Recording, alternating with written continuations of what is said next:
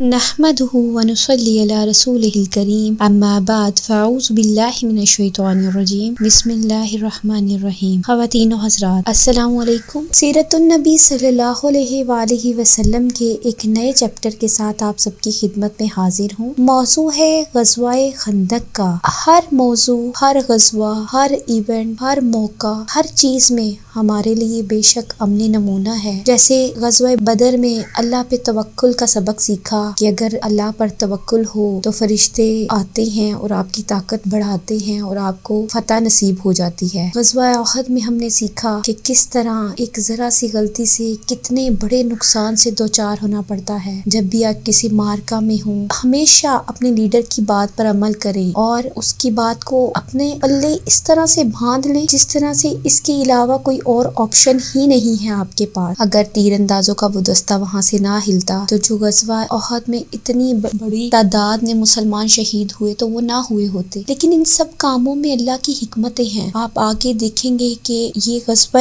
احد کا discipline loose کیا ہوا، آگے مسلمانوں نے جس طرح سے فتوحات کے جھنڈے گاڑے، کسی جنگ میں مسلمانوں نے اپنا ڈسپلن لوز نہیں کیا۔ پھر اس کے بعد آج کا ہمارا موضوع ہے غزوہ خندق۔ بنی نذیر کے یہودیوں کو مدینہ منورہ میں ان کے علاقے سے نکال دیا گیا تھا، اسی وجہ سے ان کے بڑے بڑے سردار مکہ معظمہ گئے، قریش کو ساری تفصیل بتائی اور قریش کو دعوت دی کہ وہ مسلمانوں سے جنگ کے لیے میدان میں آئیں۔ انہوں نے قریش کو خوب بھڑکایا اور کہا جنگ کی صورت میں ہم تمہارے ساتھ ہوں گے، یہاں تک کہ نبی اور ان کے ساتھی نیست و نابود ہو جائیں، مسلمانوں سے دشمنی میں ہم تمہارے ساتھ ہیں۔ یہ سن کر مشرکین کے سردار ابو سفیان نے کہا ہمارے نزدیک سب سے زیادہ محبوب اور پسندیدہ شخص وہ ہے جو محمد صلی اللہ علیہ وآلہ وسلم کی دشمنی میں ہمارا مددگار ہو، لیکن ہم اس وقت تم پر بھروسہ نہیں کریں گے جب تک کہ تم ہمارے معبودوں کو سجدہ نہ کر لو تاکہ ہمارے دل مطمئن ہو جائے۔ یہ سنتے یہودیوں نے دو کو سجدہ کر ڈالا۔ قریش نے کہا اے یہودیوں، تم اہل کتاب ہو اور تمہاری کتاب سب سے پہلے کتاب ہے، اس لیے تمہارا علم بھی سب سے زیادہ ہے، لہٰذا تم بتاؤ ہمارا دین بہتر ہے یا محمد کا؟ یہودیوں نے جواب دیا تمہارا دین محمد کے دین سے بہتر ہے اور حق و صداقت میں تم لوگ ان سے کہیں زیادہ بڑے ہوئے ہو۔ یہودیوں کا جواب سن کر قریش خوش ہو گئے۔ نبی کریم صلی اللہ علیہ وآلہ وسلم جو انہوں نے جنگ کا مشورہ دیا تھا وہ بھی انہوں نے قبول کر لیا۔ چنانچہ اسی وقت قریش کے 50 نوجوان نکلے، انہوں نے خانہ کعبہ کا پردہ پکڑ کر اس کو اپنے سینے سے لگا کر یہ حلف دیا کہ وقت پر ایک دوسرے کو دغا نہیں دیں گے جب تک ان میں سے ایک شخص بھی باقی نہ رہے، ہم محمد کے خلاف متحد رہیں گے۔ اب قریش نے جنگی تیاریاں شروع کر دی، یہودیوں نے بھی اور قبائل کو ساتھ ملا کر کوششیں جاری رکھیں۔ اسی طرح ایک بڑا لشکر مسلمانوں کے خلاف تیار ہو گیا۔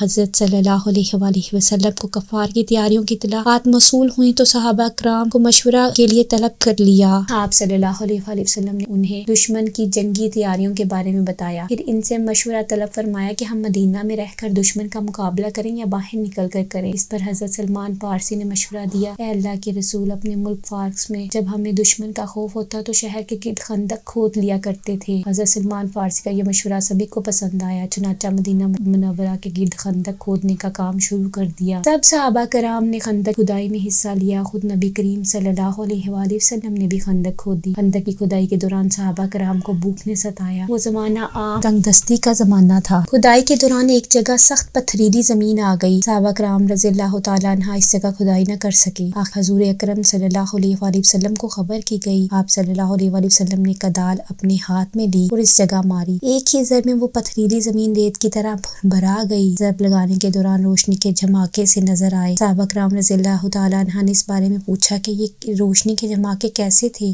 تو آپ صلی اللہ علیہ وسلم نے ارشاد فرمایا پہلے جھماکے میں اللہ تعالیٰ نے مجھے یمن کی فتح کی خبر دی، دوسرے جھماکے کے ذریعے اللہ تعالیٰ نے مجھے شام اور مغرب پر غلبہ عطا فرما کے اطلاع دی، اور تیسرے جھماکے کے ذریعے اللہ تعالیٰ نے مشرق کی فتح مجھے دکھائی ہے۔ غرض جب اللہ تعالیٰ کے رسول اور صحابہ کرام رضی اللہ تعالیٰ عنہ خندق کی کھدائی سے فارغ ہوئے تو اس وقت قریش اور اس کی حامیوں کا لشکر مدینہ منورہ کے باہر پہنچ گیا۔ اس جنگ میں کافروں کے 10,000 تعداد کے مقابلے میں مسلمان صرف 3,000 تھے۔ مشرکوں کا لشکر مدینہ منورہ کے گرد خندق دیکھ کر حیرت زدہ رہ گیا، وہ پکار اٹھے خدا کی قسم یہ تو بڑی زبردست جنگی چال ہے، عرب تو اس جنگی تدبیر سے واقف نہیں تھے۔ مشرکوں کے دستے بار بار خندق تک آتے رہے اور واپس جاتے رہے، مسلمان بھی اچانک خندق تک آتے تھے اور کافروں کے طرف تیر برساتے تھے، پھر واپس لوٹ جاتے۔ کافروں میں سے نوفل بن عبداللہ نے اپنے گھوڑے پر سوار ہو کر خندق کو عبور کرنے کی کوشش کی، لیکن اس کا گھوڑا خندق کے آر پار نہ پہنچ سکا اور سوار سمیت خندق میں گر گیا۔ نوفل کی گردن کی ہڈی ٹوٹ گئی۔ ایک روایت میں ہے کہ یہ بھی ہے کہ حضرت علی رضی اللہ تعالیٰ عنہ نے خندق میں اتر کر اسے قتل کر دیا۔ کافروں اور مسلمانوں کے درمیان بھی اس قسم کی چھیڑ چھاڑ ہوتی رہی۔ کافر دراصل خندق کی وجہ سے مسلمانوں پر حملہ آور ہونے کے قابل نہیں رہے تھے۔ لڑائی سے پہلے عورتوں اور بچوں کو ایک چھوٹے سے قلعہ میں پہنچا دیا گیا تھا۔ یہ جگہ جہاں حضرت حسان بن ثابت رضی اللہ تعالیٰ عنہ کی تھی، خود حضرت حسان رضی اللہ تعالیٰ عنہ بھی وہیں تھے۔ ان عورتوں میں حضرت صلی اللہ علیہ وسلم کی پھوپھی حضرت صفیہ رضی اللہ تعالیٰ عنہ بھی بطور محافظ تھیں۔ ایک یہودی جاسوسی کے لیے اس طرف نکل آیا۔ حضرت صفیہ کی نظر اس یہودی پر پڑی تو انہوں نے حضرت حسان سے کہا، اے حسان، یہ شخص دشمن کو اس قلعہ میں عورتوں اور بچوں کی موجودگی کی خبر کر دے گا اور دشمن اس طرف سے حملہ آور ہو سکتے ہیں، لہٰذا تم نیچے اتر کر اسے قتل کر دو۔ اس پر حضرت حسان نے کہا، تمہیں معلوم ہے میں اس کام کا آدمی نہیں ہوں۔ حسان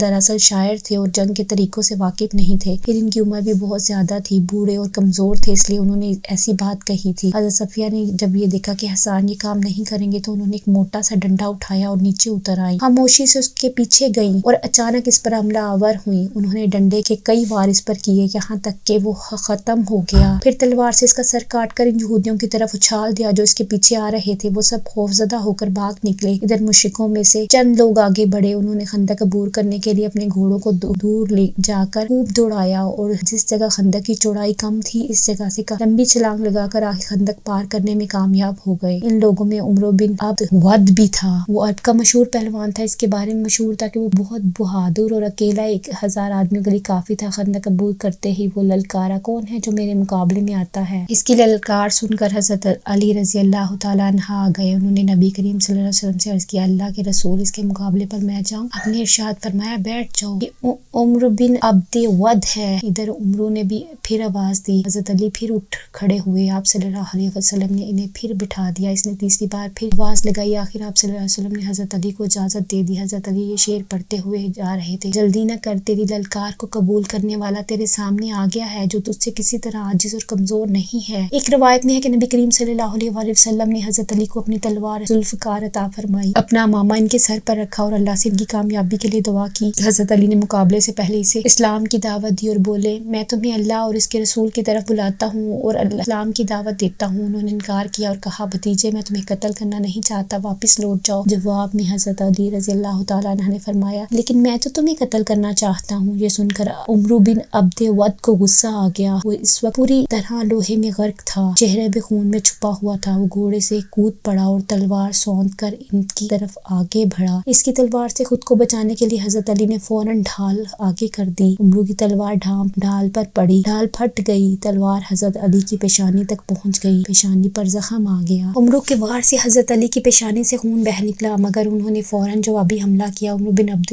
ود کی گردن کے نچلے حصے پر اس کی تلوار لگی، تلوار ہنسلی کی ہڈی کو کاٹتی چلی گئی، وہ خاک و خون میں لوٹتا نظر آیا۔ مسلمانوں نے اللہ اکبر کا نعرہ لگایا۔ آپ صلی اللہ علیہ وسلم نے یہ نعرہ سنا تو جان لیا کہ حضرت علی نے عمرو کو قتل کر دیا۔ اس کے گرتے ہی جو لوگ اس کے ساتھ آئے ہوئے تھے واپس بھاگے۔ حضرت زبیر نے ان کا پیچھا کیا اور بھاگتے ہوئے ایک کافر پر تلوار کا وار کیا، وہ 2 ٹکڑے ہو گیا۔ حضرت زبیر کی تلوار اس کے سر سے ہوتی ہوئی لوہے تک پہنچ گئی۔